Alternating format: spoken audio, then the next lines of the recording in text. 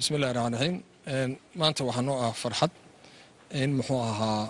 muddo dheer hawshii loo soo waday oo la rabay in muxuu ahaa Soomaaliya bal mar ay gacanta ku dhigto hawadeedii oo intaas oo sano marna aanay noqon wax maaragtay laga hadlaba marba meel mareysay oo dib badan iska jirtay ayaa waxay noqotay in anagu hadda intii muddo ah ilaa sanadkii u dambeeyay culays xoog leh aan saarnay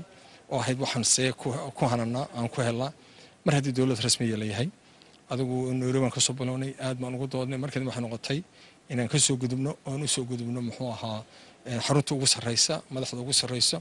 aan ula hadallo si cad oo naan waxay ugu maqan yihiin waxaan waxay inaan helo marka adigu meel badan bay soo martay is afgarad fara badan waxay noqotay adigu inaan halkan nimi muxuu ahaa bishii June arrimahan aan ka wada hadalay haddana dib noo loogu dhigay oo la yiri waxay ahayd waxaan aan bal isku soo noqono haddana September aakhirkeedii aanu nimi adoo rasmi ahaan markii dambe aan ku heshiisnay in aan hadda kala saxano marka maanta waxay ahayd waxaan kala saxanay heshiiskii in Soomaaliya hawadeedii dib loogu soo celiyo oo Soomaaliya iyadu mas'uuliyadeeda ay leedahay wixii hadda ka dambeeya taasoo marka ay u baahan tahay in la helo wixii lagu shaqeyn lahaa oo dhan marka waxaanu ka wada hadlaynay waxay ahayd oo heshiiska laftigiisa ku jirta la iska geyn ma la oranay wixii waa la wareegnay waa in la diyaariyaa inaga dawlad ahaanna waxaana laga rabay ma haysan waxa ku shaqeynaysan si wixii gacanteena u soo gasho waxayna baaniri waxa ugu horeeya waxa weeyaan towerkii lagu shaqeyn lahaa oo qalabkiisana hadda hore loo iibiyo doorka hore halkan aan ka wada hadalay oo Talyaaniga yaala in qalabka la geeyo maxay ahayd meesha towerka laga dhisayo taasna marka waxa noqotay in waxyaalihii dhiirigeliyay oo hawsha sii fududeeyay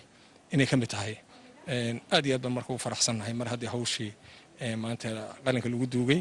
haddii la isku afgartay wixiina ay noqoto Nairobi xaata ka dambeeya in iyaduna ay noqoto in ay wixii soo wareegto Soomaaliya loo soo wareejiyo soo wareegaas marka waxyaalahan ka wada hadalay oo ninka madaxda ka ah kamid ah Secretary General-ka